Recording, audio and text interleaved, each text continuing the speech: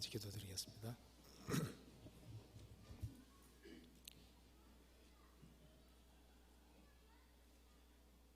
은혜와 사랑이 풍성하신 하나님 아버지 감사합니다. 주 예수 그리스도의 보배로운 피로 우리 죄를 영원히 씻어주신 그 놀라운 은혜와 사랑을 인하여 진심으로 감사를 드립니다. 이 크신 은혜와 사랑을 저희들이 무엇으로 보답할 수 있겠습니까? 주의 은혜와 사랑을 더욱 일깨워 주시고 주의 은혜 가운데 사랑 가운데 살아갈 수 있도록 더욱 도와주시옵소서. 오늘 이 시간 주 성령께서 우리 마음 가운데 들어 역사해 주시고 주의 은혜와 사랑을 더 확실히 깨달아 알 수 있도록 도와주시고 나머지 생애를 주의 은혜 가운데 신비있게 살아갈 수 있도록 도와주시옵소서. 그리고 명절로 오가는 발걸음 가운데 주님이 함께해 주시고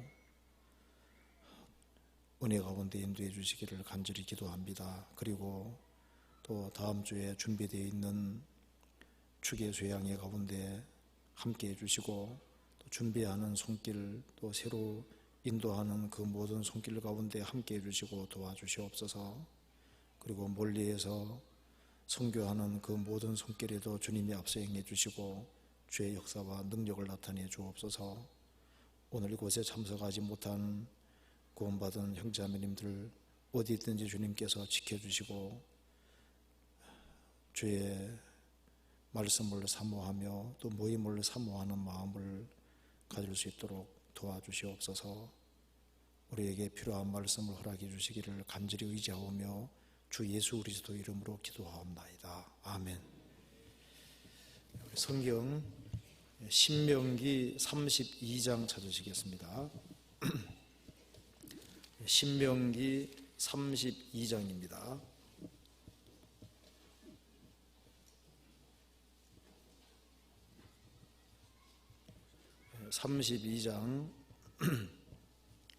제가 1절부터 읽겠습니다. 하늘이여 귀를 기울이라. 내가 말하리라. 땅은 내 입의 말을 들을지어다. 나의 교훈은 내리는 비요 나의 말은 맺히는 이슬이요 연한 풀 위에 가는 비요 채소 위에 담비로다. 내가 여호와의 이름을 전파하리니 너희는 위엄을 우리 하나님께 돌릴지어다. 그는 반석이시니 그 공덕이 완전하고 그 모든 길이 공평하며 진실무망하신 하나님이시니 공의로우시고 정직하시도다. 네, 거기까지입니다. 명절이라서 오늘 지방으로 많이 가신 것 같습니다. 그래서 명절이기 때문에 오늘 빨리 끝나겠지 이렇게 생각하면 안 될 것 같습니다. 그래서 한 9시 10분까지는 갈 것 같으니까요. 보통 9시 10분에 끝이 나거든요. 그 전에 끝나면 좋겠는데 최대한 빨리 끝내보도록 하겠습니다. 자, 오늘은 여기 신명기 32장 중심으로 해서 사랑의 하나님이라고 하는 제목으로 조금 생각을 해보겠습니다. 이 신명기 32장 1절부터 43절까지를 찬찬히 읽고 또 계속 읽어보면은 이 신명기 32장 속에 성경 전체가 요약되어 있음을 알 수 있게 됩니다. 이 속에 인간 역사가 사실상 다 기록이 되어 있습니다. 자세히 읽어보시면은 이렇게 짧은 내용 속에 어떻게 역사를 다 집어넣을 수 있을까? 그리고 이 속에 어떻게 하나님의 사랑을 그렇게 풍부하게 담을 수 있을까? 이걸 읽어보면은 이것은 성령의 감동으로 되었다는 것을 누구든지 알 수가 있을 겁니다. 그리고 이 신명기 32장은 모세가 하나님께 받은 말씀이고 또 모세는 40년 동안 하나님과 같이 살았던 사람입니다. 그리고 이제 이 모세가 제일 마지막에 신명기를 썼습니다. 그래서 신명기를 읽어보면은 모세가 하나님을 어떤 하나님으로 알았는지를 정확히 알 수 있습니다. 모세는 하나님과 친하게 지내기 때문에 하나님은 사랑이시구나 하는 것을 확실히 알게 된 겁니다. 그래서 신명기 32장 읽어보면은 하나님이 어떤 분이신지를 우리에게 정확히 말해주고 있습니다. 자, 먼저 32장 1절에 보시겠습니다. 하늘이여 귀를 기울이라. 내가 말하리라. 땅은 내 입의 말을 들을지어다. 여기에 하늘과 땅 전체를 이렇게 말하고 있습니다. 그러니까 하늘이여 귀를 기울이라. 땅은 내 입의 말을 들을지어다. 천지를 불러서 증거하는 말씀은 중요할 때 이렇게 말하는 겁니다. 예수님이 진실로 말씀할 때 그 중요하다는 뜻입니다. 구약에 그 천지를 불러서 증거하노라. 하늘이여 들으라, 땅이여 들으라 이런 말이 나올 때는 중요하기 때문에 전 세계 모든 사람이 들어야 되고 아주 중요하기 때문에 이렇게 강조를 하고 있는 겁니다. 2절 나의 교훈은 내리는 비요 나의 말은 맺히는 이슬이요 연한 풀 위에 가는 비요 채소 위에 담비로다. 그리고 이 말씀을 신명기 32장의 말씀을 비로 이렇게 표현을 하고 있습니다. 나의 교훈은 하나님의 말씀을 내리는 비로 이렇게 표현을 했습니다. 나의 말은 맺히는 이슬이요 이슬이라고도 표현되죠. 연한 풀 위에 가는 비요 채소 위에 담비로다. 말씀을 비로 묘사한 이유가 있습니다. 이 하늘에서 비와 눈이 내리면은 땅을 적시고 어떤 역사를 나타내는 것처럼 이 말씀을 잘 듣는 사람에게는 좋은 결과를 낳게 될 것을 말씀하고 있는 겁니다. 나의 교훈은 내리는 비요, 이 말씀은 비와 같다는 겁니다. 나의 말은 맺히는 이슬이요. 잘 들으면은 이 말씀이 영혼에 아주 귀한 역사를 나타낼 것을 보여주고 있습니다. 그리고 연한 풀 위에 가는 비요. 연한 풀에는 가는 비가 필요합니다. 그러니까 받은 지 얼마 안 된 사람도 이 말씀을 들으면 크게 도움이 될 것을 얘기하고 채소 위에 담벼로다. 그러니까 구원받은 지 얼마 안 된 사람이든 오래된 사람이든지 누구든지 들으면 유익한 말씀이기 때문에 잘 들어야 될 것을 말씀하고 있는 겁니다. 이 내용을 잘 읽어보면 하나님이 어떤 분인지도 알 수 있고 그리고 우리가 하나님 앞에서 무엇을 힘써야 될지도 정확히 알 수가 있습니다. 그래서 신명기 32장에서 모세는 두 가지를 강조하고 있습니다. 읽어보면 두 가지 강조한다는 걸 알 수 있습니다. 모세가 생애 속에서 결국은 깨달은 것이 두 가지입니다. 신명기 32장에 모세가 깨달은 것이 두 가지가 있다는 것을 말씀하고 있습니다. 첫 번째는 뭐냐 하면은 그게 4절에 보시겠습니다. 그는 반석이시니 모세가 인생을 살아가면서 또 하나님과 같이 40년 동안 살면서 깨우친 것이 바로 이것입니다. 그는 반석이시다. 하나님이 모든 인생의 유일한 반석이라는 것을 확실히 깨우친 겁니다.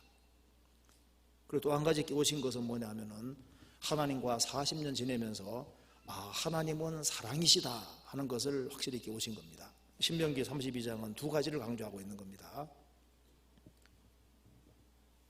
하나님은 인생의 유일한 반석이시고 또 한 가지는 그 하나님은 인생을 사랑하신다.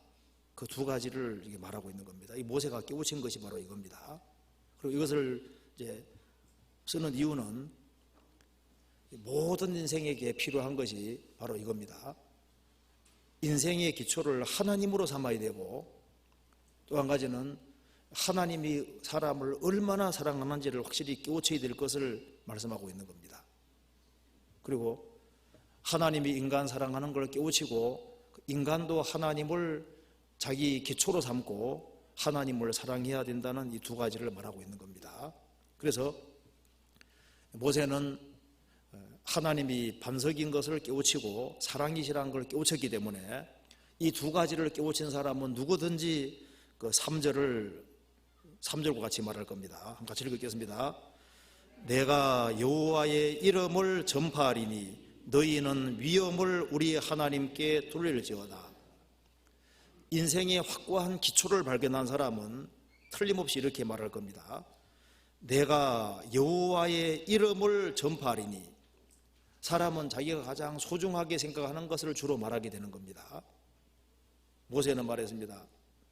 내가 여호와의 이름을 전파할 것이다.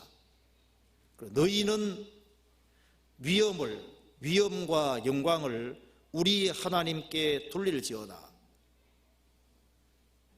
인생은 하나님을 알아야 되고 하나님을 사랑해야 되고 영광을 하나님께 돌려야 된다는 겁니다. 그래서 오늘 크게 두 가지로 생각해 보면 되겠습니다. 모세가 깨우친 것이 여호와는 반석이시다, 또 하나는 사랑이시다. 이 두 가지를 깨우쳤기 때문에 이 본문 속에 잘 나타나 있습니다.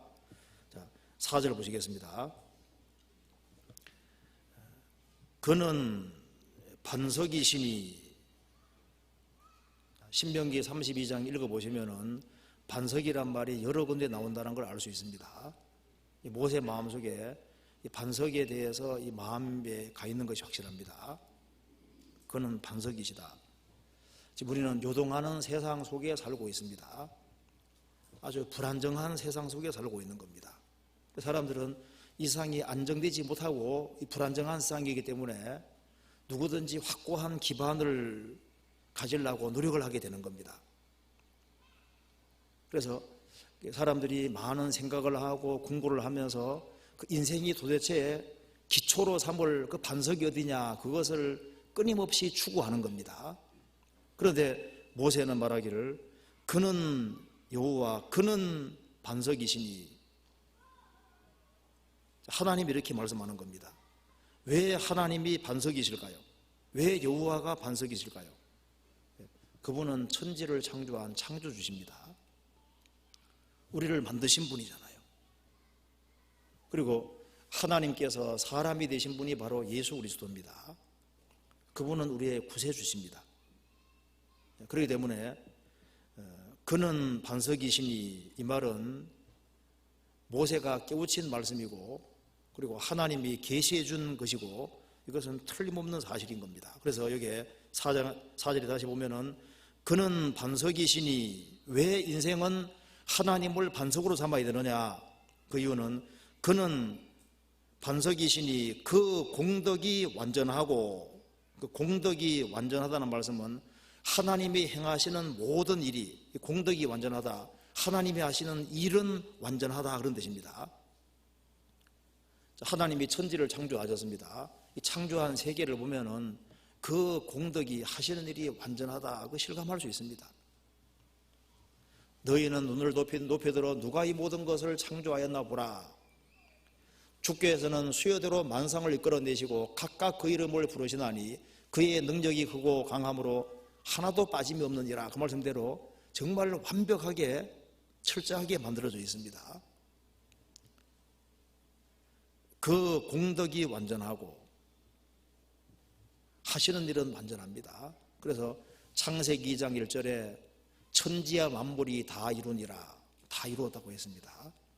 요한복음 19장에는 구원을 다 이루었다고 말씀하셨습니다. 그리고 요한계시록 21장에는 새 하늘과 새 땅을 만드시고 이루었도다. 하나님은 하시면은 정확히 다 이루십니다. 그는 공덕이 완전하고 하시는 일이 완전합니다.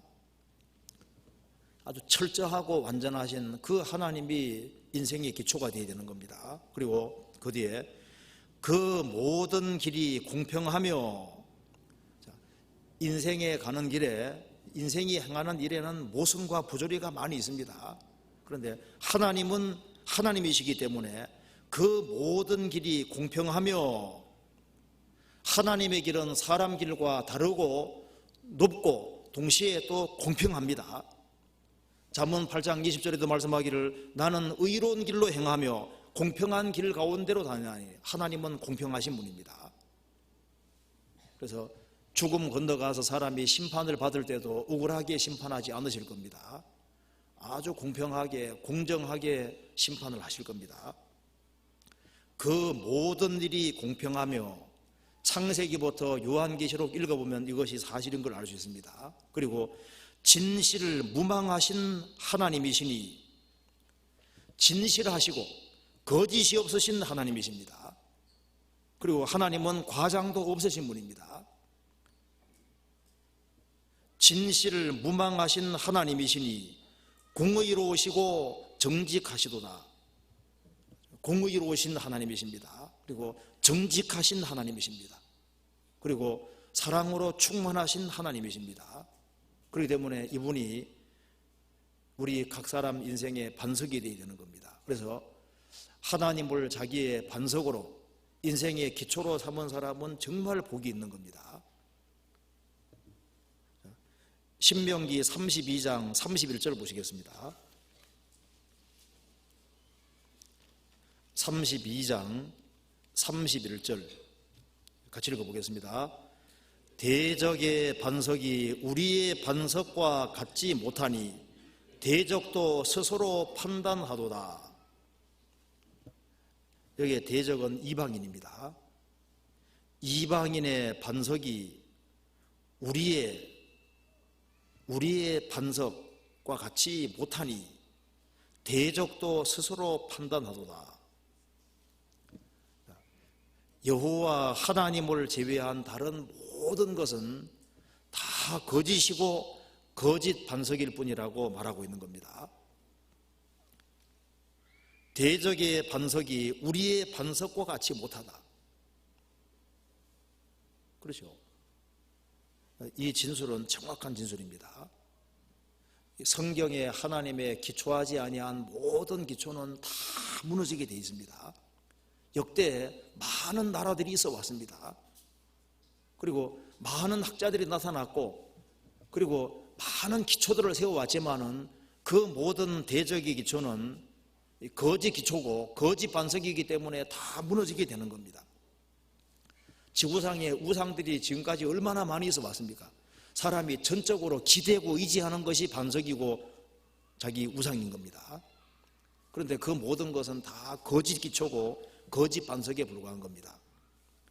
대적의 반석이 우리의 반석같이 못하니, 인도에는 3억 3천만 가지 이상의 신이 있다고 합니다. 그 사람들이 온갖 우상에 기대는 거예요. 그런데 그 반석, 그 기초는 인생의 문제를 풀 수 없습니다. 어떤 사람들은 지금도 진화론을 자기의 반석으로, 인생의 반석, 기초로 삼고 있는 사람들이 있습니다. 진화론 그 기초, 거기에 인생을 딱 전적으로 기대는 겁니다. 어떤 사람은 무신론의 인생을 다 기대잖아요. 어떤 사람에게는 재물이 자기의 반석입니다. 어떤 사람은 자기의 어떤 명예에 기대고, 어떤 사람은 권력에 기대고, 어떤 사람은 썩어질 사람을 자기의 반석으로 삼는 사람도 있습니다. 로마서 1장에 썩어질 사람이란 말이 있지 않습니까? 썩어질 사람. 어떤 사람에게는 연예인이 우상이고 결국은 죽음을 건너갈 인생을 전적으로 기대는 사람이 있습니다. 그건 전부 다 거짓 반석인 겁니다. 대적의 반석이 우리의 반석같이 못하니 대적도 스스로 판단하도다. 세상에 종교 경전들이 많이 있습니다. 그 많은 종교 경전과 성경을 비교해 보면은 스스로 판가름이 나는 거예요. 이런 책은 없는 거예요. 그래서 모세는 말합니다. 여호와는 반석이시다. 왜 여호와만 반석이실까요? 이스라엘은 지금 출애굽을 경험한 사람들입니다. 하나님이 에집트를 심판하시고 이스라엘 민족은 에집트에서 건진받은 백성입니다. 거기에서 구원을 지금 경험한 사람들에게 말하고 있는 겁니다. 너희들 에집트에서 많은 우상들을 섬겼지만은 그 우상들이 너희를 구원하더냐? 아니지 않느냐? 그런데 하나님께서는 직접 에집트에 10가지 재앙을 이리고 홍해바다를 가르시고 이스라엘 민족을 에집트에서 건져내지 않았느냐? 그는 너희들을 구원한 반석이 아니냐? 그러니 하나님이 인생의 참된 기초라는 것을 강조하고 있는 겁니다. 신명기 32장 15절 보시겠습니다. 15절에 반석이란 말이 나와 있죠. 그러한데 여수론이 살찜에 발로 찼도다. 이스라엘의 다른 명칭이 여수론입니다. 여수론은 정직한 자 혹은 의인 이런 뜻입니다. 그러한데 여수론이 이스라엘이 살찜에 발로 찼도다. 내가 살찌고 부대하고 윤택하며 자기를 지으신 하나님을 버리며 자기를 구원하신 반석을 경홀히 여겨도다. 이게 자기를 구원하신 반석이란 말이 나와 있죠. 이스라엘 민족을 에집트에서 건져내시고 구원하신 반석이라고 했습니다. 18절 너를 낳은 반석은 내가 상관치 아니하고 너를 내신 하나님은 내가 이르도다. 너를 낳은 반석이라고 했습니다. 이스라엘은 하나님에 의해서 탄생이 되었습니다. 하나님이 이스라엘 민족을 에집트에서 양의 피를 통해서 구원하셨습니다. 그래서 하나님이 너희 구원의 반석이 아니냐, 그러니 구원할 수 있는 바로 이분이야말로 유일한 반석인 것을 말하고 있는 겁니다.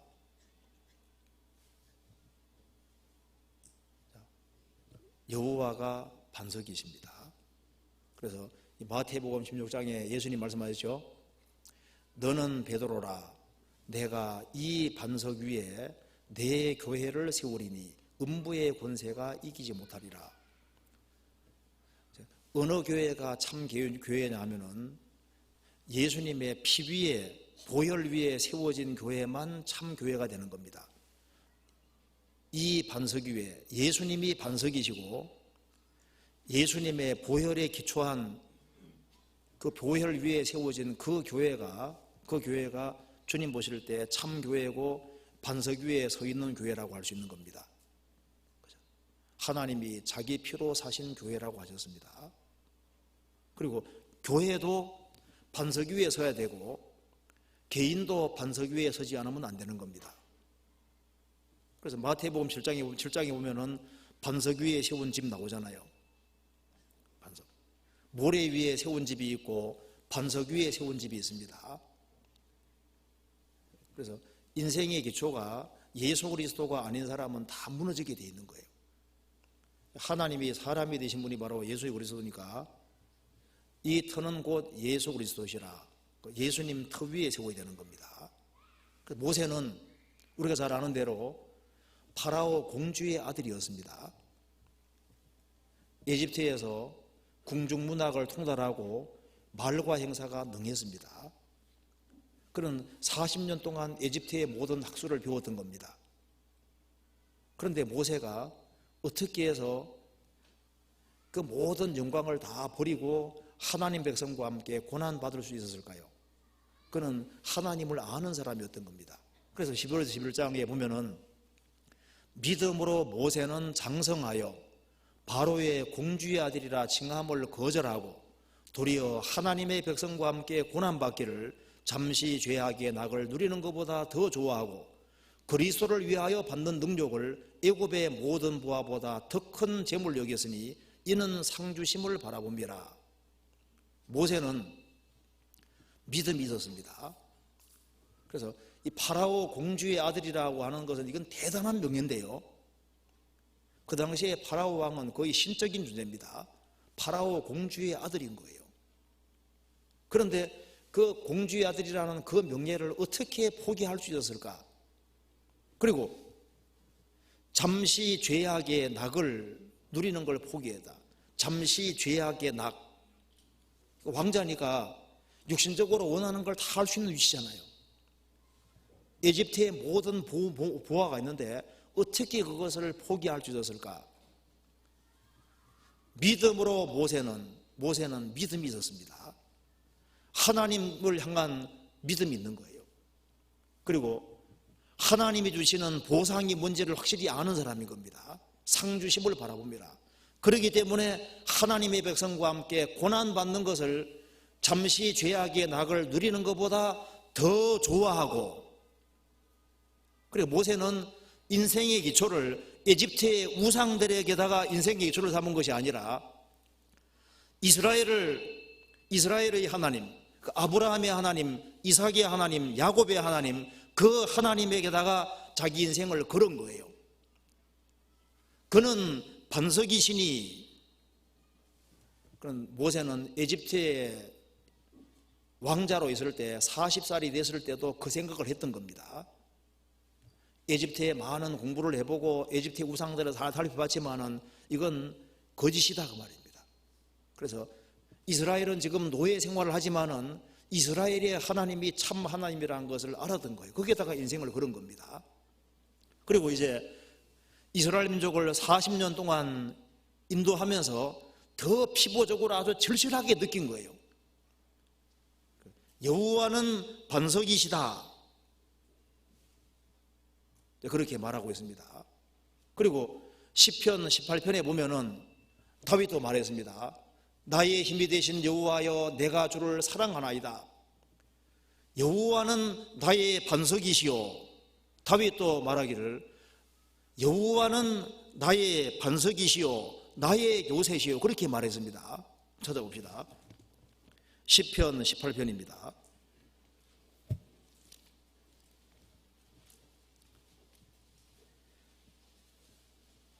1절 2절을 같이 읽어보겠습니다. 나의 힘이 되신 여호와여, 내가 주를 사랑하나이다. 여호와는 나의 반석이시오, 나의 요새시오, 나를 건지시는 자시오, 나의 하나님이시오, 나의 피할 바위시오, 나의 방패시오, 나의 구원의 뿌리시오, 나의 산성이시로다. 다윗은 하나님을 잘 아는 사람이었습니다. 그는 하나님의 사랑을 많이 경험한 사람입니다. 나의 힘이 되신 여호와여, 내가 주를 사랑하나이다. 그리고 말했습니다. 여호와는 나의 반석이시오, 나의 요새시오. 여호와는 나의 반석이시오. 시편 73편 보시겠습니다. 시편 73편에 시편 기자 아삽의 시인데요, 시편 기자도 이렇게 말했습니다.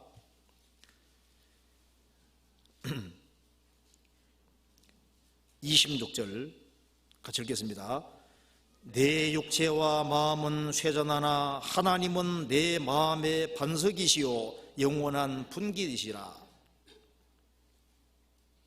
시편 기자가 말했습니다. 내 육체와 마음은 쇠잔하나 하나님은 내 마음의 반석이시오. 마르틴 루터는 현명했습니다. 그는 가톨릭의 규전과 전통을 의지하기보다는 만세 반석 대신 그리스도를 의지하는 길을 택한 거예요. 그게 현명한 겁니다.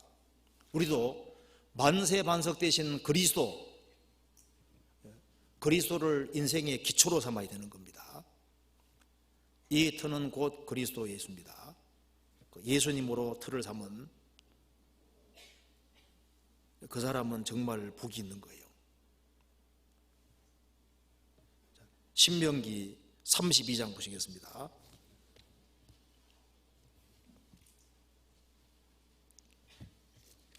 (32장)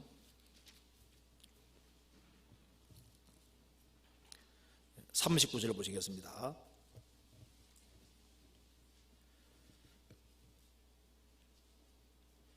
이제는 나 곧 내가 그인 줄 알라. 나와 함께하는 신이 없도다. 내가 죽이기도 하며 살리기도 하며 상하게도 하며 낫게도 하나니 내 손에서 능히 건질 자 없도다. 이런 분이라야만 참 구원자가 될 수 있습니다. 이제는 나 곧 내가 그인 줄 알라. 나와 함께하는 신이 없도다. 내가 유일한 신이란 말이죠. 내가 죽이기도 하며 살리기도 하며 상하기도 하며 낫게도 하나니 내 손에 섰는 게 건질 자가 없도다. 죽이기도 하고 살리기도 할 수 있는 그분이 참 하나님이신 거예요. 그렇지 않습니까? 에집트를 심판하고 이스라엘 민족을 에집트에서 건질 수 있는 그분이 참 하나님이신 겁니다. 이스라엘은 유월절 양의 피를 통해서 건짐받았습니다. 신약시대 그리스도인들은 예수님의 보혈을 통해서 사탄의 권세에서 건짐받고 죄와 죽음에서 건짐을 받은 겁니다. 모세는 마음 깊숙한 속에 그게 하나가 딱 들어가 있는 거예요. 인생 살아보니까 그분이야말로 반석이시고 인생이 유일하게 기댈 곳은 바로 하나님밖에 없더라. 이것을 뼈저리게 느낀 겁니다. 그리고 또 한 가지 느낀 것은 하나님은 사랑이시더라는 것을 말하고 있는 겁니다. 신명기 32장 보시겠습니다.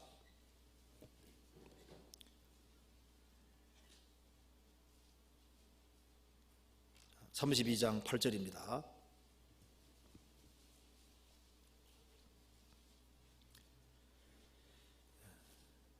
지극히 높으신 자가 열국의 기업을 주실 때 인종을 분정하실 때 이스라엘 자손의 수요대로 민족들의 경계를 정하셨도다. 여호와의 분깃은 자기 백성이라 야곱은 그 택하신 기업이로다. 이 본문 속에 이제 하나님께서 이스라엘을 어떻게 사랑했는지가 이게 뒤에 쫙 기록이 되어 있습니다. 뒤에 쭉 읽어보면은 하나님께서 이스라엘 백성들을 택하시고 그들을 보호하시고 인도하시고 훈련하시고 그들을 가나안 땅에 이끄시고 또 불순종할 때 징계하시고 다시 회복시키는 그 모든 걸 통해서 바로 하나님이 어떻게 사랑하셨는지를 뒤에 쭉 설명을 하고 있는 겁니다. 여기에 이제 이스라엘의 과거를 말하고 있습니다. 8절에 지극히 높으신 자가 하나님이 열국의 기업을 주실 때 이 바벨탑 사건입니다. 인종을 분정하실 때 이스라엘 자손의 수요대로 민족들의 경계를 정하셨도다. 야곱의 분깃은 자기 백성이라 야곱은 그 택하신 기업이로다. 자, 바벨탑 사건으로 언어와 종족이 갈라지고 이제 모든 민족이 뿔뿔이 흩어졌습니다. 그래서 이제 방언이 나누어지고 민족들이 나누어지게 된 겁니다. 그런데 하나님께서 아브라함을 통해서 이스라엘 민족을 구별하신 겁니다. 그리고 이스라엘 민족이 그 에집트에 들어갔을 때 아주 비참한 노예 상태였지 않습니까? 그 당대 에집트에서 한 몇백 년 동안 노예 생활하고 고통받는 이스라엘 민족이 제일 비참한 상태였던 겁니다. 그리고 이스라엘이 고통받고 있는데 아무도 기억해 주는 사람도 없잖아요. 아주 비참해 그걸 달리고 있었습니다. 그러니까 이스라엘 백성들을 하나님이 에집트에서 건져내실 때 너희들이 무슨 자격이 있어 건진받은 줄 아느냐? 아니라는 거지 않습니까? 하나님이 이스라엘 백성들을 택하셨는데 무슨 자격 때문에 그런 것이 아닙니다. 이유는 딱 한 가지, 사랑 때문에 그렇게 했다고 성경이 말하고 있는 겁니다. 우리가 구원받을 때도 무슨 자격이 있어서 구원받은 거 아닙니다. 이유는 딱 한 가지, 사랑 때문에 그렇게 하신 겁니다. 여기에 왜 하나님께서 이스라엘 민족을 택하셨느냐, 신명기는 밝히고 있습니다. 이유는 딱 한 가지다. 너희들이 잘나서도 아니고 너희가 다른 민족보다 우승해서 그런 것도 아니고 너희들은 목이 곧은 백성이다. 그 말이 계속 나오잖아요. 너희들은 모든 민족 중에서 목이 곧은 백성이고 말 안 듣기로 유명한 백성이고 문제가 많다 그 말입니다. 그런데 왜 택하셨느냐? 이유는 한 가지입니다. 사랑하셨기 때문이라고 했습니다. 신명기 4장 찾아보시겠습니다. 4장 37절입니다.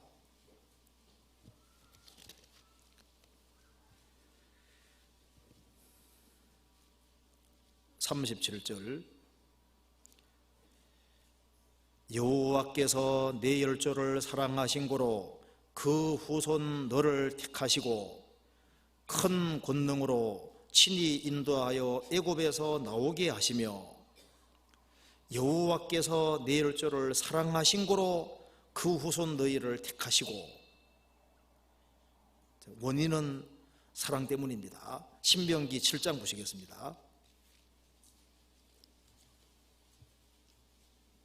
8절입니다.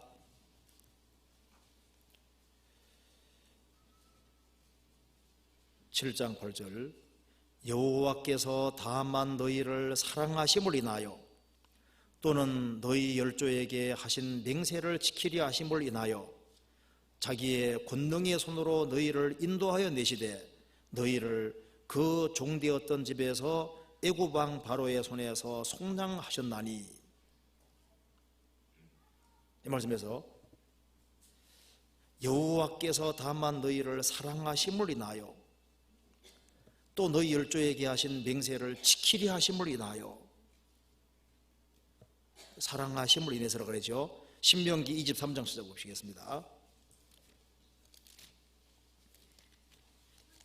23장 5절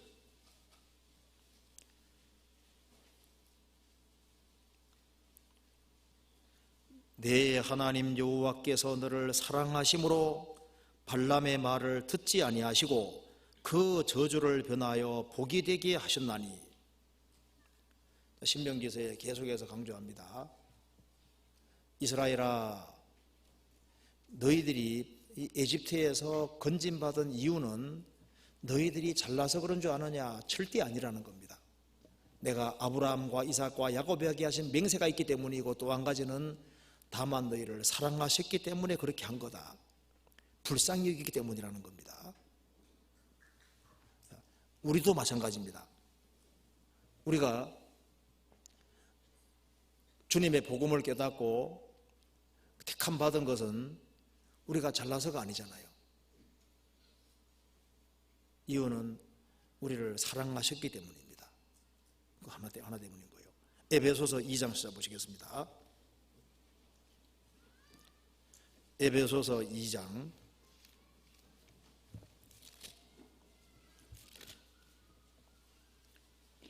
3절입니다. 3절부터 5절까지 같이 읽어보겠습니다. 3절부터 5절까지 같이 읽겠습니다. 전에는 우리도 다 그 가운데서 우리 육체의 욕심을 따라 지내며 육체와 마음에 원하는 것을 하여 다른 이들과 같이 본질상 진노의 자녀였더니 긍휼에 풍성하신 하나님이 우리를 사랑하신 그 큰 사랑을 인하여 허물로 죽은 우리를 그리스도와 함께 살리셨고 너희가 은혜로 구원을 얻은 것이라. 전에는, 구원받기 전에는 우리도 다 그 가운데 죄 가운데서 우리 육체의 욕심을 따라 지내며 육체와 마음에 원하는 걸 하여 다른 이들과 같이 본질상 태어날 때부터 진노의 자녀였더니 긍휼에 풍성하신 하나님이 우리를 사랑하신 그 큰 사랑을 인하여, 허물로 죽은 우리를 그리스도와 함께 살리셨고 너희가 은혜로 구원을 얻은 것이라. 우리가 구원받은 이유는 딱 한 가지입니다. 하나님이 세상을 이처럼 사랑하사 일방적인 사랑 때문에 우리가 구원을 받게 된 겁니다. 요한일서 4장 보시겠습니다.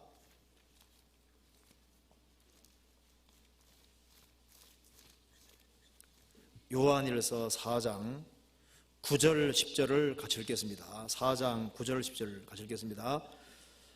하나님의 사랑이 우리에게 이렇게 나타난 바 되었으니 하나님이 자기의 독생자를 세상에 보내심은 저로 말미암아 우리를 살리려 하심이니라.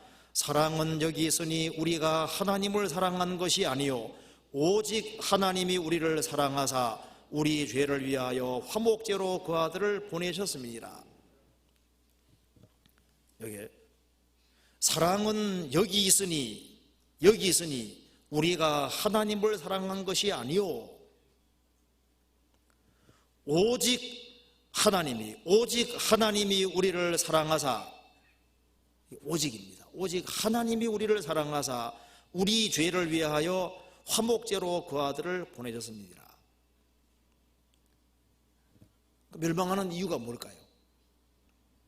성경에 보면은 이스라엘이 나중에 가나안 땅 들어가서 어떻게 했는지 아시죠? 하나님을 발로 걷어찼다고 되어 있거든요.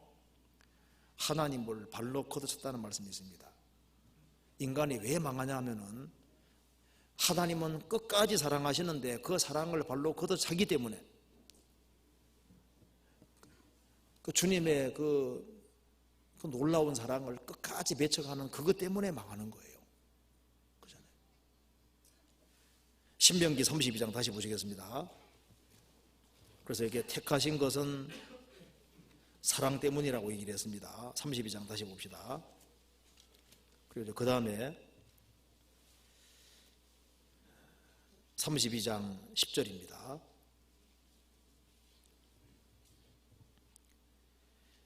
여호와께서 그를 이스라엘을 황무지에서 짐승에 부러짓는 광야에서 만나시고 호위하시며 보호하시며 자기 눈동자같이 지키셨도다. 자, 이스라엘아 너희들을 생각 잘 해보라는 겁니다. 너희들이 에집트에서 건짐받은 것은 이건 하나님의 사랑 때문에 그렇게 된 거다. 너희들이 하나님의 기업이 된 것이 하나님의 사랑 때문이 아니냐. 그리고 여호와께서 그를 황무지에서 짐승에 부러지는 광야에서 만나시고, 이스라엘은 이런 에집트에 나와서 40년 동안 광야 생활했습니다.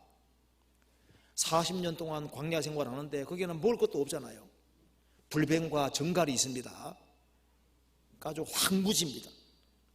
이게 말하는 대로 그를 황무지에서 짐승에 부러지는 광야에서 먹을 것도 없는 그 광야에서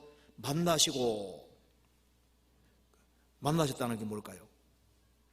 그들을 버려두지 아니하시고 그들의 필요를 채워주셨다는 말씀입니다.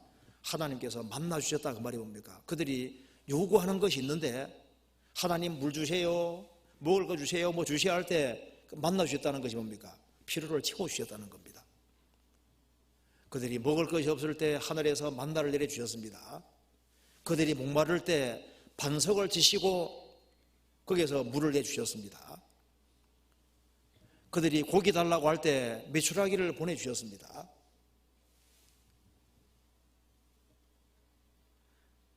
여호와께서 그를 황무지에서 짐승에 부러지는 광야에서 만나시고 그리고 호위하시며, 이스라엘을 호위하시며 보호하시며 자기 눈동자같이 지키시도다.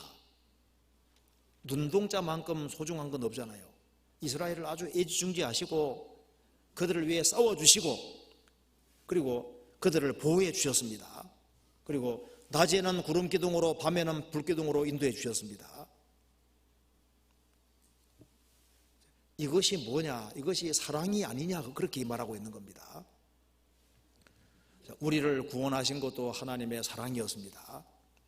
신약시대에 구원받은 그리스도인들을 하나님께서 버려두지 아니하시고 고아와 같이 버려두지 아니하시고 구원받을 때부터 천국에 갈 때까지 우리에게 필요한 것을 다 적절하게 내려주시죠.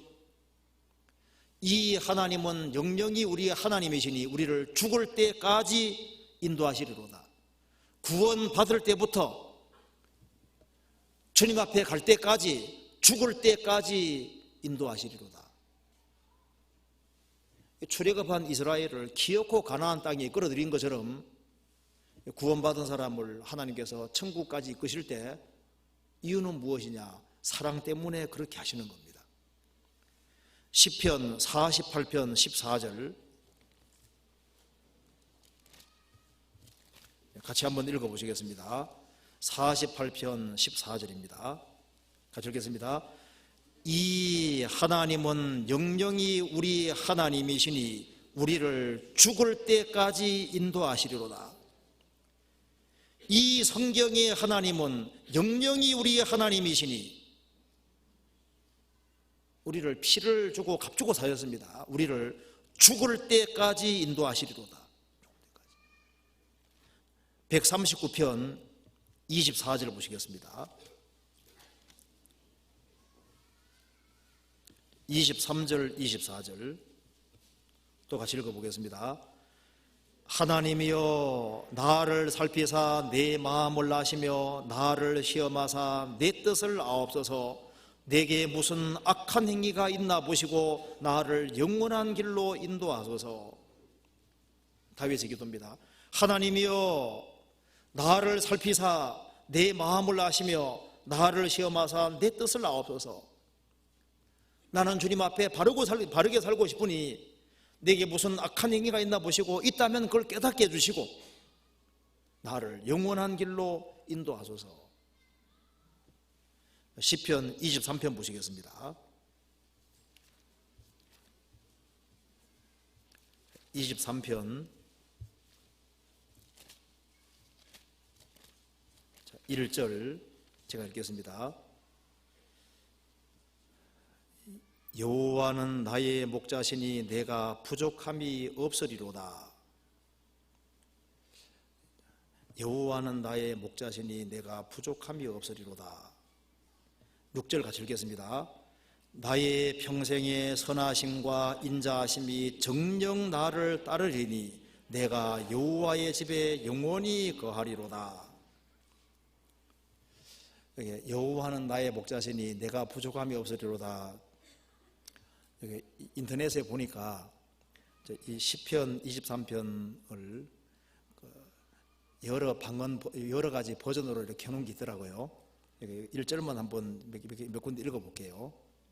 이제 경상도 버전 한번 읽어볼게요. 이게 이제 경상도 버전, 뭐 충청도 버전, 뭐 전라도 버전 이렇게 버전이 강원도 버전 버전들이 있는데 요걸 이제 한번 이렇게 바꿔놓은 걸 한번 읽어볼게요. 이제 좀 괜찮을 것 같습니다. 한번 읽어보겠습니다.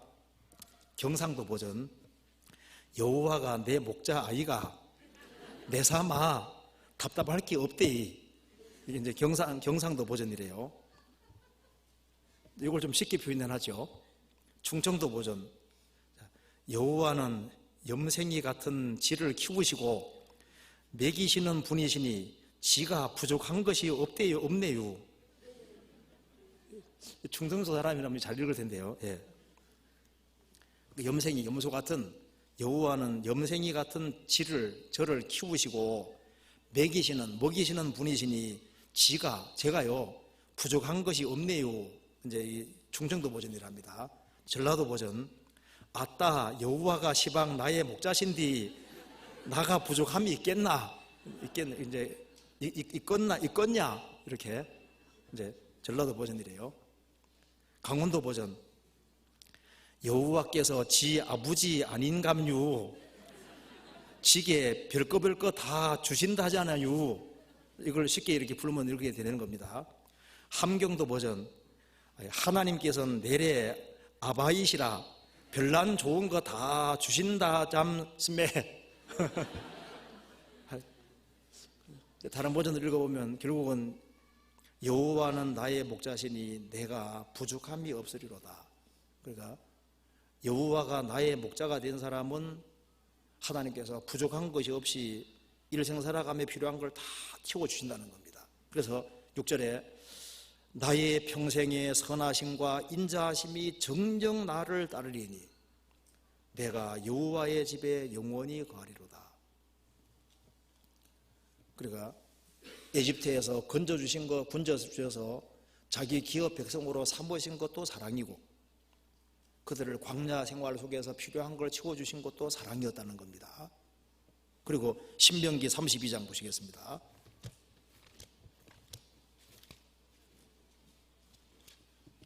(11절) (12절입니다) 훈련시키신 것도 사랑이었다는 겁니다. 11절. 마치 독수리가 그 보금자리를 어지럽게 하며 그 새끼 위에 너풀거리며 그 날개를 펴서 새끼를 받으며 그 날개 위에 그것을 엎는 것 같이 여호와께서 홀로 그들을 인도하셨고 함께한 다른 신이 없었도다. 이스라엘이 40년 광야 생활하는 중에 하나님이 이스라엘을 훈련시킨 것을 바로 독수리가 새끼를 훈련시키는 것과 연결을 시켜놨습니다. 이스라엘 백성들을 여기에 독수리와 연결시켜 놨는데요, 우리가 좀 잘 아시는 대로 여기에 독수리는 보통 벼랑 같은 데다가 집을 잘 짓지 않습니까? 벼랑 같은 데 집을 짓고, 그리고 이제 둥지를 만들면은 거기에다가 습관적으로 가시 같은 거, 날카로운 가시 같은 것들을 밑에 깔고 거기에다 이제 지푸라기 같은 거 갖다 놓고 이제 짐승 가죽 같은 거 위에 올려놓습니다. 올려놓고 알을 낳습니다. 알이 이제 부화돼서 나오면은 이제 어미가 날 때가 되면은 날기 위해 타라고 하는데 이 새끼가 안 타는 거예요. 왜? 알이 쳐다보면 아주 절벽이고 하니까 안 타는 거예요. 그러면은 어미 독수리가 보금자리를 헤쳐버리는 거예요. 헤치면은 밑에 가시덤불 같은 게 나오니까 찔리잖아요. 그래서 어쩔 수 없이 등을 탄다 그 말입니다. 그러면은 이제 어미 독수리를 태워서, 어머니 독수리가 새끼를 태워서 하늘 높이 날아가서 탁 떨어뜨리는 거예요. 그러면 걸어만 나서 이제 그러면 어떻게 할까요? 이제 날아보지만 잘 못 날잖아요. 그럼 떨어지면은 밑으로 내려가서 딱 받는 겁니다. 그리고 다시 올라가서 떨어뜨리고 이렇게 훈련을 시키는 겁니다. 훈련시켜서 나중에 왕 중의 왕을 만들어 가는 거예요. 근데 그 모습과 이스라엘 민족을 에집트에서 건져내어서 훈련시켜서 가나안 땅을 정복하게 하는 과정과 정확히 연결되어 있는 겁니다. 잘 생각해 보면 이 그림이 맞아요. 자, 이스라엘 민족이 에집트에 살 때 처음에 대접을 잘 받았죠. 그리고 대접을 계속 잘 받으면 에집트를 나올까요, 안 나올까요? 나올 리가 없잖아요. 에집트에서 파라오 왕이 이스라엘 민족을 막 괴롭히고 막 노예로 삼고 억압하고 고통받게 하니까 이스라엘 백성은 어떤 생각이 들까요? 에집트가 지긋지긋해지는 거예요.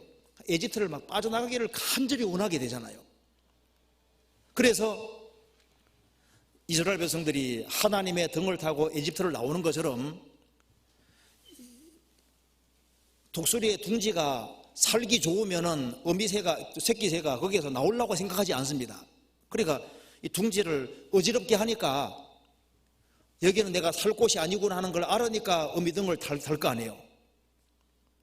그 유사하다고 말입니다. 그리고 이스라엘 민족이 출애굽을 하니까 하나님께서 평탄하게 인도한 것이 아니죠. 평탄도 주시고 공고도 주시고 이걸 반복해 주셨잖아요. 이스라엘 백성들을 40년 광야 생활하는 중에 들었다가 놓았다가 막 들었다가 놓았다가 반복했습니다. 근데 그 모습과 어미 독수리가 새끼 독수리를 훈련시키는 거하고 똑같은 거예요. 그렇게 해서 훈련시켜서 이스라엘 백성들을 가나안 땅에 전쟁케 하고 가나안 땅에 이끌어들이는 것처럼 독수리가 하는 모습과 하나님이 하시는 모습이 아주 유사하다 그 말입니다. 그래서 성경에 보면은 하나님께서 이스라엘 민족을 에집트에서 건져내실 때 독수리 날개로 업어서 에집트에서 건져내서 이렇게 변하고 있는 거예요. 그러니까 이 모세가 말하는 것은 이스라엘 백성들아 너희들 생각 잘 해봐라.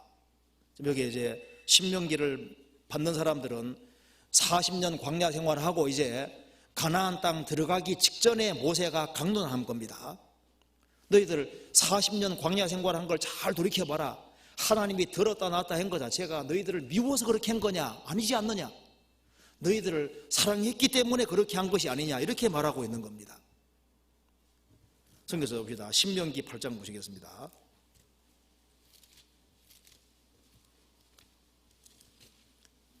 8장 2절입니다.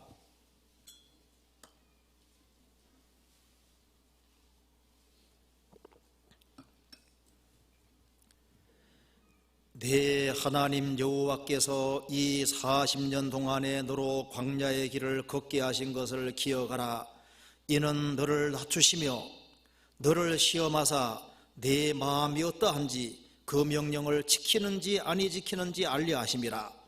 너를 낮추시며 너로 줄이게 하시며 또 너도 알지 못하며 내 열조도 알지 못하던 만나를 내게 먹이신 것은 사람이 떡으로만 사는 것이 아니요 여호와의 입에서 나오는 모든 말씀으로 사는 줄을 너로 알게 하려 하심이니라. 이 40년 동안에 내 의복이 휘어지지 아니하였고 내 발이 부르지 아니하였느니라. 그러면서 16절 같이 읽겠습니다. 내 열조도 알지 못하던 만나를 광야에서 내게 먹이신다니 이는 다 너를 낮추시며 너를 시험하사 마침내 내게 복을 주려 하심이었느니라. 마침내 내게 복을 주려 하심이었느니라. 이스라엘이 40년 광야 생활 중에서 하나님이 낮추시기도 하시고 줄이기도 하시고 목마르기도 하시고 여러 가지 어렵게 하신 것이 있습니다. 들었다 놨다를 반복했습니다.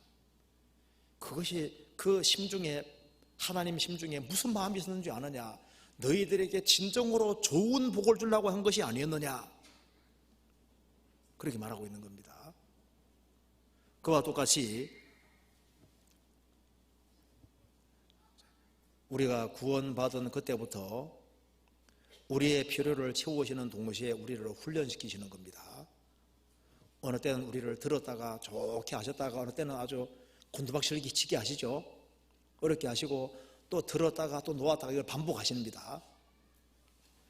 형통한 날에는 기뻐하고 공고한 날에는 생각하라. 하나님이 이 두 가지를 병행하게 하사 장래일을 능히 하려 알지 못하게 하셨느니라. 왜 들었다 놓았다 할까요? 그 속에서 인간이 단련을 받는 거예요. 믿음의 시련을 통과하는 겁니다. 그렇게 해서 좀 더 순수한 믿음이 되고 더 견고한 믿음이 되고 그리고 하나님 자녀답게 되어가는 거예요. 독수리도 훈련받으면서 새 왕 중의 왕이 되어가는 것처럼 크리스찬들도 그와 같은 과정을 겪는 겁니다. 그래서 구원받은 그때부터 주님 앞에 갈 때까지 크리스찬들은 훈련병으로 있기 때문에 훈련을 받습니다. 그래서 우리 크리스찬들에게 하나님이 낮도 주시지만 밤도 주십니다. 내가 하나님 자녀가 됐으니 앞으로 낮만 있을 것이다 아닙니다. 하나님이 밤도 주시는 거예요. 산만 주시는 것이 아니라 꼴짝에도 주십니다. 여름만 주시는 것이 아니라 겨울도 주시는 거예요. 믿음의 시련은 옵니다. 이스라엘이 훈련 받은 것처럼 크리스찬들도 훈련을 받게 되어 있는 거예요. 하나님이 드셨다가 그냥 확 던졌다가 그런 일을 하십니다. 성경 한번 찾아봅시다. 시편 102편입니다.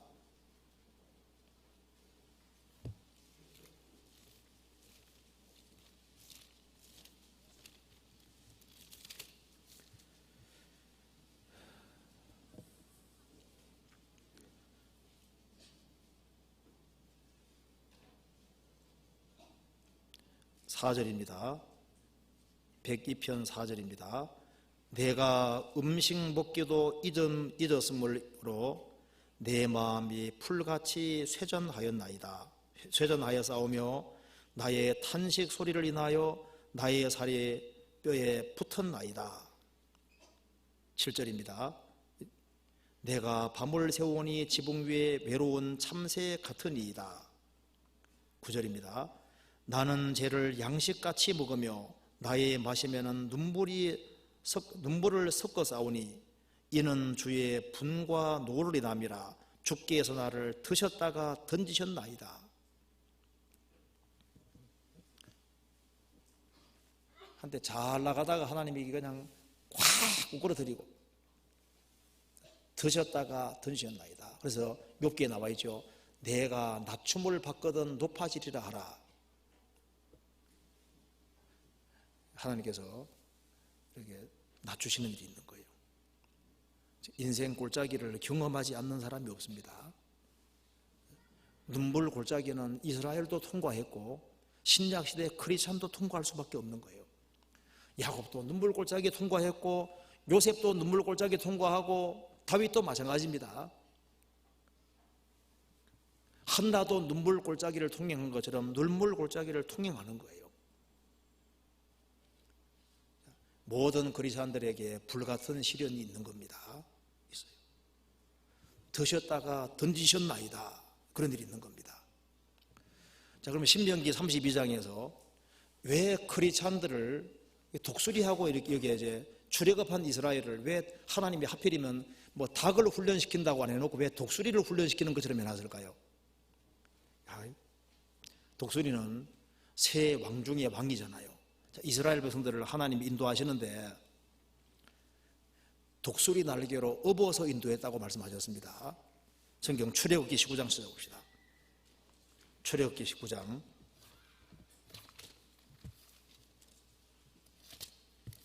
출애굽기 19장 4절입니다.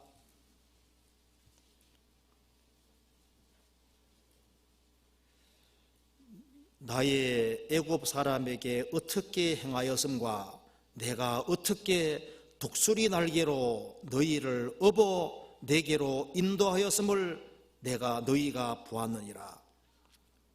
내가 어떻게 독수리 날개로 너희를 업어 내게 인도하였음을 너희가 보았느니라. 그럼 이스라엘 백성들은 뭐란 얘기입니까? 하나님을 엄히 독수리로 이렇게 표현했으면요, 이스라엘은 뭐란 얘기예요? 병아리 새끼입니까? 독수리 새끼입니까? 독수리 새끼입니다. 신명기 32장에서도 어미 독수리가 새끼 독수리를 훈련하는 걸로 표현했죠. 한번 생각해 보죠. 독수리는 새 왕 중의 왕입니다. 그러죠? 새 왕 중의 왕인데 왜 이스라엘을 그렇게 표현했을까요? 이스라엘은 에집트에서 그 당대에 가장 비참했습니다. 그러죠? 가장 비참했는데 하나님의 역사로 에집트를 나오게 됐습니다. 그래서 사실상 이스라엘이 가장 유명한 장군입니다. 그러잖아요. 새 왕 중의 왕이 독수리입니다. 이스라엘은 출애굽을 한 이상은 그들은 가장 유명한 사람이었던 겁니다. 구속받은 사람만큼 유명한 사람은 없는 겁니다. 신약시대 주님의 보배의 롬피로 구원받은 사람만큼 높은 사람들은 없는 거예요. 그렇잖아요. 성경에서 하나님께서 크리스찬들을 독수리로 표현한 것들도 여러 군데 있습니다. 신명기 32장 봅시다. 자, 그리고 여기에 32장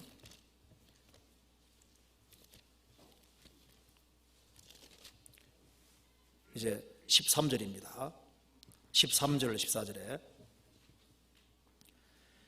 여호와께서 그로 땅의 높은 곳을 타고 다니게 하시며 밭에 소산을 먹게 하시며 반석에서 꿀을 굳은 반석에서 기름을 빨게 하시며 소의 젖기름과 양의 젖과 어린 양의 기름과 바산 소산의 수양과 염소와 지극히 아름다운 밀을 먹이시며 또 포도즙의 붉은 술을 마시오셨도다.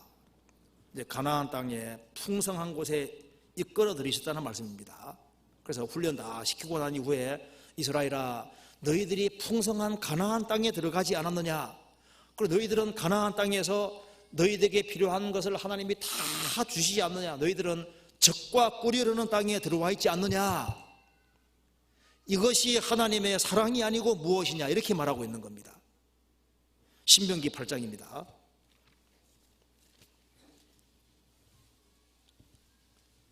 7절입니다. 8장 7절. 내 하나님 여호와께서 너로 아름다운 땅에 이르게 하시나니 그곳은 골짜기에든지 산지에든지 시내와 분천과 샘이 흐르고 밀과 보리의 소산지요 포도와 무화과와 석류와 감람들의 나무와 꿀의 소산지라. 너의 먹는 식물에 결핍함이 없고 내게 아무 부족함이 없는 땅이며 그 땅의 돌은 철과 철이요 산에서는 동을 캘 것이라. 내가 먹어서 배불리고 내 하나님 여호와께서 옥토로 내게 주셨음을 인하여 그를 찬송하리라. 이스라엘아, 너희들은 아름다운 땅에 들어가지 않느냐? 거기에는 시내와 분천이 흐르고 샘이 있고 밀과 보리의 소산지요 포도와 모가나무와 모가와 석류와 감람나무들과 꿀의 소산지라. 산에서는 둥과 철을 캘 것이다. 아무 부족함이 없는 옥토 주셨음을 인해서 찬송할 것이다. 좋은 것으로 이끄셨습니다. 그것이 사랑이라고 말하고 있는 겁니다. 우리는 이스라엘보다 더 좋은 천국으로 하나님이 이끄십니다. 그 사랑이었던 거예요. 그래서 이 파멸에서 이스라엘을 구원해서 이 가나안 땅에 이끄신 것처럼 우리를 구원해서 세상이란 광야를 통과해서 천국에 이끄는 그 모든 과정은 뭘 말해주냐 하면은 하나님은 사랑이시라는 것을 그대로 보여주고 있는 겁니다. 헬렌 켈러 잘 아시죠? 태어난 지 얼마 안 돼서 보지도 듣지도 말하지도 못했습니다. 그런데 앤 셜리반의 도움으로 그녀가 나중에는 연설도 하고 책도 쓰고 그렇게 하게 됐잖아요. 근데 그 헬렌 켈러가 내가 만일 눈을 떠서 3일만 볼 수 있다면 제일 먼저 자기를 사람으로 만들어준 그 앤 셜리반을 보고 싶다고 얘기했습니다. 그리고 이제 헬렌 켈러가 말한 것 중에 이런 게 있습니다. 그분은 앤 셜리반은 나를 한 인간으로 세우셨다. 그것은 과학의 힘도 철학의 힘도 아니다. 신념을 위해 자기의 생명을 맡긴 사랑이 기적을 만든 것이다. 그래, 앤 셜리반의 도움으로 짐승 같은 내가 인간이 되고 인간답게 살 수 있게 됐다는 겁니다. 우리는 이렇게 말할 수 있을 겁니다. 나는 죄투성이었는데 그리스도로 인해서 내가 그리스도인이 됐고 나의 나 된 것은 하나님의 은혜고 주님의 사랑이고 주님의 사랑 때문에 나는 천국까지 오게 됐습니다. 이렇게 분명히 말하게 될 겁니다. 그런데 하나님은 사랑이신데 이스라엘 백성들이 후에 어떻게 행했는지 아시죠? 하나님을 발로 걷어찼다고 되어 있는 거예요. 신명기 32장 보시겠습니다. 이 사랑이신 하나님을 발로 걷어찬 겁니다. 인간의 행동 방식을 봅시다. 이스라엘이 어떻게 행동했는지 봅시다. 15절에 그러한데 하나님이 이렇게 사랑해 주시고 이렇게 이스라엘을 도와주시고 인도해 주셨는데 그러한데 여소련이 이스라엘이 살찜에 발로 찼도다. 하나님 발로 차버렸다 그 말입니다. 내가 살찌고 부대하고 윤택함에 자기를 지으신 하나님을 버리며 자기를 구원하신 반석을 경홀히 여겨도다. 여기 경홀히 여겼다는 말은 원래 히브리 말로 바보로 여겼다. 경홀히 여기다가 나발하고 어머니 두고 있습니다. 나발 아시죠?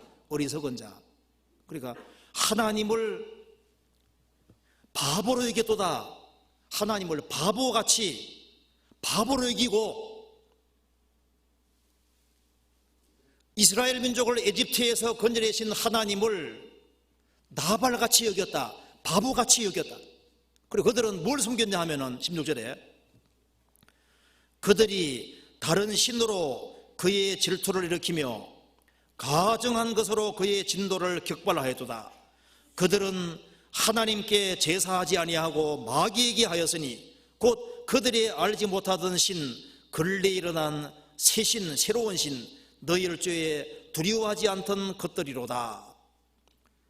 너를 낳은 반석은 내가 상관치 아니하고 너를 내신 하나님은 내가 잊어도다. 이스라엘이 가나안 땅 들어가서 이제 얼마 시간 지나서 어떻게 되었습니까? 하나님을 바보로 여기고 하나님을 걷어차버리고 어떻게 했습니까? 새로운 신들이 우상들이 주변에 많이 있었죠. 우상들을 받아들여서 이스라엘 역사는 우상으로 점철되어 있습니다. 하나님을 차버리고 우상 숭배에 빠져버린 겁니다. 그들은 참 하나님을 버린 겁니다. 그래서 이스라엘 역사가 불행하게 된 것이 뭡니까? 하나님을 향해서 발꿈치를 드는 것도 무서운데 하나님을 발로 걷어차버렸다. 이스라엘 역사가 그걸 말하고 있잖아요. 하나님을 걷어찼습니다. 그래서 이스라엘이 아주 비참하게 된 겁니다. 하나님께서 그리스도까지 보내주셨는데 그리스도까지도 차버렸잖아요. 그래서 이스라엘 역사가 아주 비참하게 된 겁니다. 그래서 그 뒤에 보면 이스라엘이 얼마나 큰 징계를 받는지가 성경에 쫙 기록이 되어 있는 거예요. 19절입니다. 여호와께서 보시고 미워하셨으니 그 자녀가 그를 경독케 한 용고로다.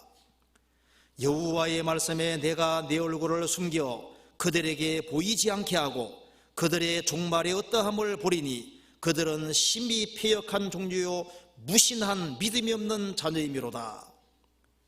그들이 하나님이 아닌 자로 나의 질투를 일으키며 그들의 허무한 것으로 나의 진노를 격발하였으니 나도 백성이 되지 아니한 자로 이방인으로 그들을 시기나게 하며 우준한 민족 어리석은 민족으로 그들의 분노를 격발하리로다. 그래서 이스라엘이 하나님을 걷어찼기 때문에 하나님께서 얼굴을 가리시고 이스라엘 민족이 망하도록 내버려 두신 거예요. 그래서 25절 봅시다. 밖으로는 칼에 방 안에서는 놀람에 멸망하리니 청년 남자와 처녀와 젖먹는 아이와 백발 노인까지로다. 그래서 하나님을 걷어차버린 이스라엘이 역사가 얼마나 비참하게든지 역사가 그대로 증명해 주잖아요. 그런데 하나님 말씀하셨습니다. 이스라엘을 하나님께서 이스라엘이 너무 죄를 지었으니까 그냥 싹 없애버릴까도 생각했는데 없애버리면은 이방인들이 생각하기를 우리 수단 높아서 이스라엘 없앴다 할까봐 하나님이 이스라엘을 징계는 하셔도 없애지는 않는다고 했습니다. 26절. 내가 하나님이 그들을 이스라엘을 흩어서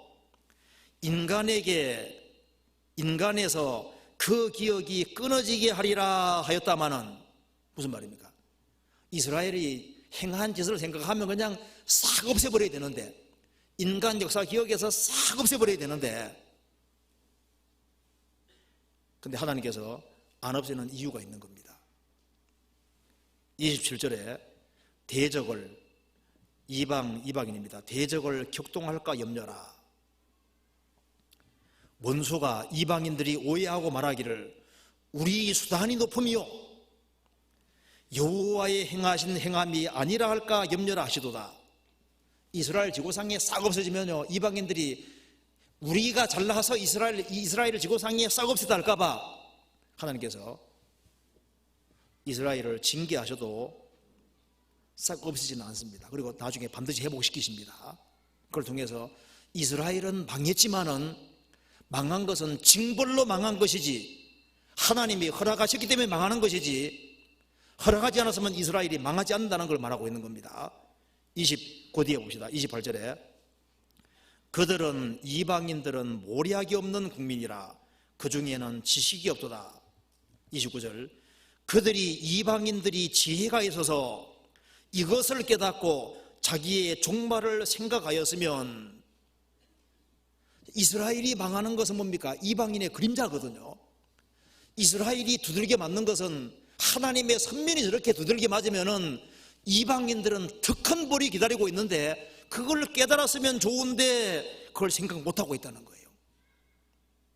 이스라엘 망하는 것만 생각했지 나중에 이스라엘 회복되고 난 이후에 이방인들 자기들이 망한다는 그 종말은 생각하지 못하고 있다 그 말입니다. 30절에 그들의 반석이 이스라엘의 반석인 하나님이 이스라엘의 반석인 하나님이 이스라엘을 팔지 아니하였고 여호와께서 그들을 내어주지 아니하셨다면 어찌 이방인 한 사람이 이스라엘을 천을 쫓으며 두 사람이 만을 도망케 하였을까? 이스라엘이 불순종할 때인 줄 아시죠? 이스라엘이 순종의 길을 걸어갈 때는 하나님께서 이스라엘 한 명이 1000명도 이기게 하셨지만은 이스라엘 민족이 불순종의 길을 걸어가면은 이방인에게 막 아주 대피하게끔 완전히 망하게끔 그렇게 하셨습니다. 그 지지리도 안 되던 민족이 이스라엘 민족이잖아요. 말 안 들으니까. 그래서 하나님께서 이스라엘 백성들이 멸망받도록 내버려 두지 않았으면 어떻게 이방인들이 이스라엘 1000명을 이기고 이스라엘 이방인 2명이 이스라엘 만을 당했을까, 도망쳤을까? 하나님이 허락하셨기 때문에 이렇게 그런 일이 벌어졌다는 겁니다. 그런데 이방인들을 너무 좋아하지 말라고 했습니다. 34절을 보시겠습니다.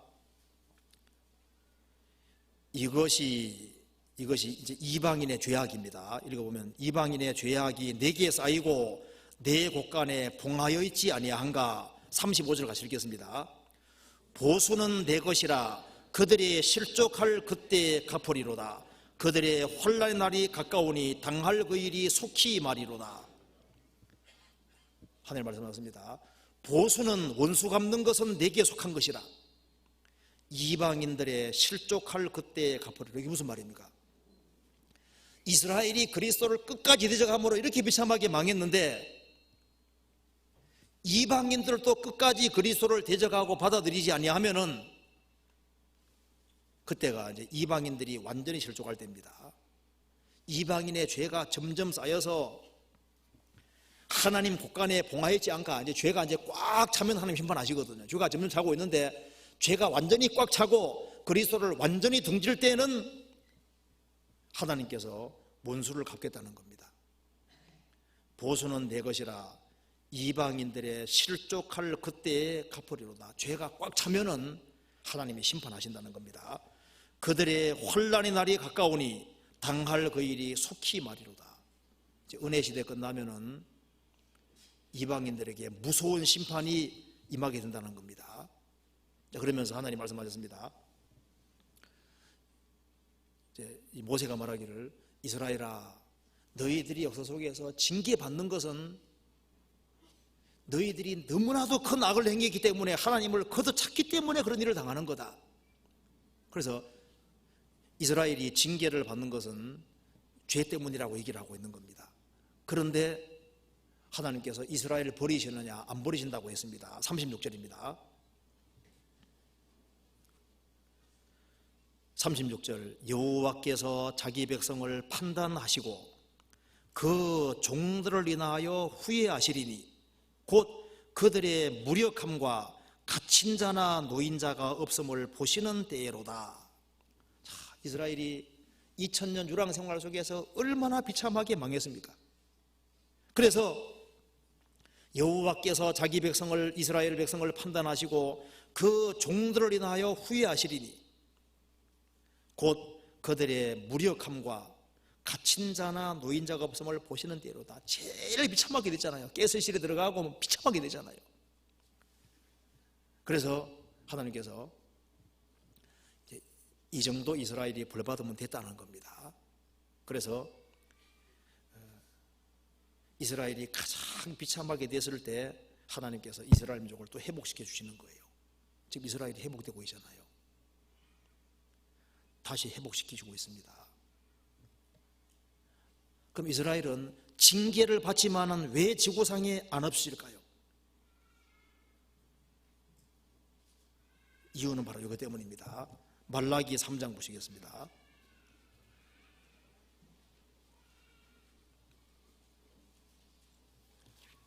말라기 3장 6절입니다. 같이 읽겠습니다. 말라기 3장 6절 1330페이지입니다. 같이 읽겠습니다.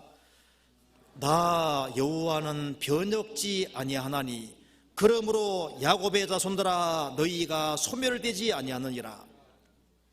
나 여호와는 바뀌지 아니하나니 하나님은 바뀌는 분이 아닙니다. 그러므로 야곱 자손들아 너희가 소멸되지 아니하느니라. 너희들이 지구상에 안 없어지는 이유가 뭔지 아느냐? 하나님은 바뀌는 분이 아니고 언약 맺으시면 언약에 끝까지 충실하신 분이기 때문에 너희들이 지구상에 안 없어지는 거다. 너희들이 잘나서가 아니라는 겁니다. 호세아 11장에 보면은 하나님이 이스라엘 민족을 에집트에서 건져내시고 그들에게 먹이시고 그들을 기르시고 인도해 주셨습니다. 그런데 이스라엘이 우상 숭배를 계속해서 하나님의 선지자들을 보내셨는데 이스라엘을 돌이키지 않는 거예요. 그래서 하나님께서 이스라엘 백성들을 무섭게 징계했습니다. 하지만 이스라엘 민족을 영원히 놓는 것이 아니고 이스라엘은 하나님께서 끝까지 붙잡으시겠다고 말씀하셨습니다. 호세아 11장 봅시다.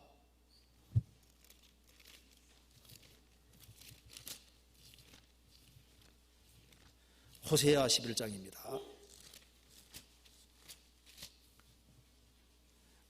11장 8절 같이 읽겠습니다.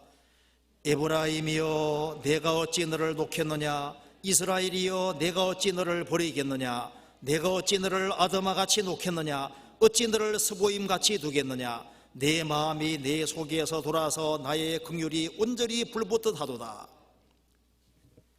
에브라임이여 이스라엘이여 내가 어찌 너를 놓겠느냐, 어찌 너를 버리겠느냐. 하나님께서 아드마라는 도시도 버렸습니다. 스보임이라는 도시도 버렸습니다. 소돔 고모라 망할 때 같이 망한 도시입니다. 하나님이 손놓은 도시들이 많이 있고 손을 놔버린 나라들이 많이 있는데 이스라엘이여 내가 어떻게 너를 놓겠느냐, 내가 어떻게 너를 버리겠느냐. 예레미야 30장에도 이스라엘은 징계는 받지만은 징계가 끝나면 반드시 회복된다고 되어 있잖아요. 왜냐하면 언약 때문에 그런 겁니다. 이스라엘이 지구상에 계속 남아있는 건 뭘 가르치냐면은 하나님은 약속한 것은 반드시 지키고 언약에 충실하다는 걸 말해주고 있는 겁니다. 신약시대 이스라엘 민족 전체는 구원받은 한 사람의 그림자입니다. 이스라엘은 징계는 받아도 반드시 회복되죠. 그처럼 주님 피로 구원을 받은 사람은 주님과 피로써 언약이 맺어졌기 때문에 징계는 받을지라도 결코 멸망하지 않는 겁니다. 하나님께서 구원받은 사람을 놓지 않습니다. 왜? 사랑하시기 때문에 그런 거예요. 그리고 이스라엘 민족이 망하고 회복되는 사이에 이방인들이 구원을 받게 되는 겁니다. 신명기 32장입니다.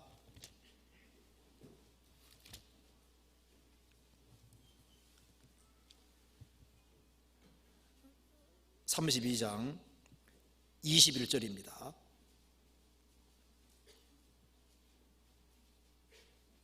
그들이 이스라엘이 하나님이 아닌 자로 나의 질투를 일으키며 그들의 허무한 것으로 나의 진노를 격발하였으니 나도 백성이 되지 아니한 자 이방인으로 그들의 시기가 나게 하며 우준한 민족으로 그들의 분노를 격발하리로다. 하나님께서 이방인에게 구원의 길을 열어줄 것을 말씀하신 겁니다. 이것이 신약에 인용되어 있습니다. 43절을 보시겠습니다. 43절 너희 열방은 주의 백성과 즐거워하라. 너희 열방은 주의 백성과 즐거워하라. 이방인들이 구원될 것을 말씀하고 있는 겁니다. 여기 로마서 15장 찾아봅시다. 로마서 15장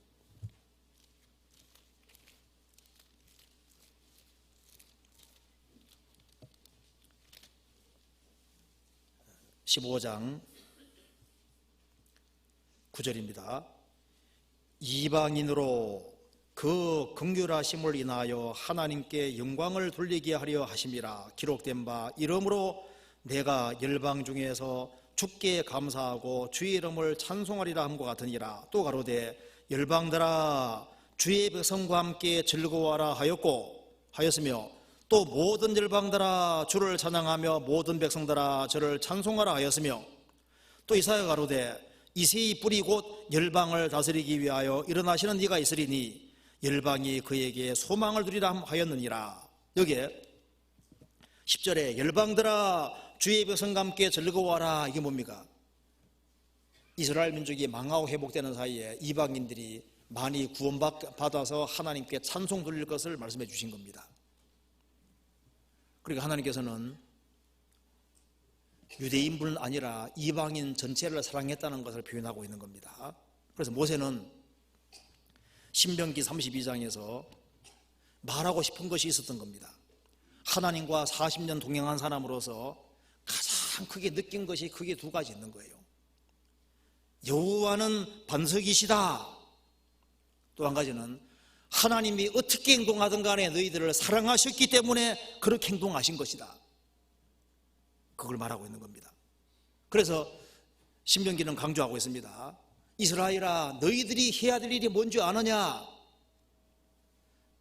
여호와가 유일하신 반석이시고 너희들을 참으로 사랑하시는 분이니까 출애굽을 경험한 너희들은, 구원을 경험한 너희들은 하나님이 사랑이신 줄 알고 너희들은 마음을 다해서 하나님을 사랑하라, 이렇게 말하고 있는 겁니다.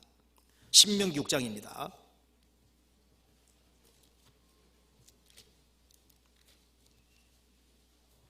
6장 4절입니다.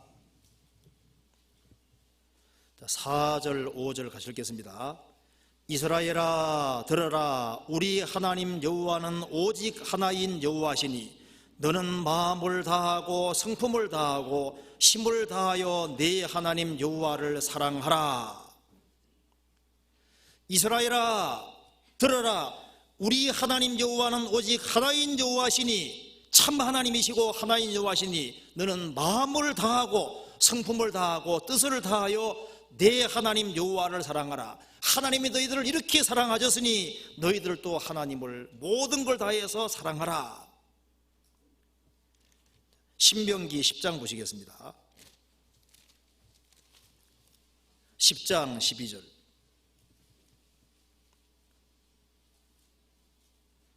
이스라엘아, 내 하나님 여호와께서 내게 요구하시는 것이 무엇이냐? 곧 내 하나님 여호와를 경외하며 그 모든 도를 행하고 그를 사랑하며 마음을 다하고 성품을 다하여 내 하나님 여호와를 섬기고. 신명기 11장에서도 그렇게 되어 있습니다. 한국을 봅시다. 신명기 11장 1절 같이 읽읍시다. 그런즉 내 하나님 여호와를 사랑하여 그 직임과 법도와 규례와 명령을 항상 지키라. 신명기의 핵심 주제는 뭡니까? 사랑인 겁니다. 예수님이 베드로 사도에게도 물은 것이 하나로 요약됩니다.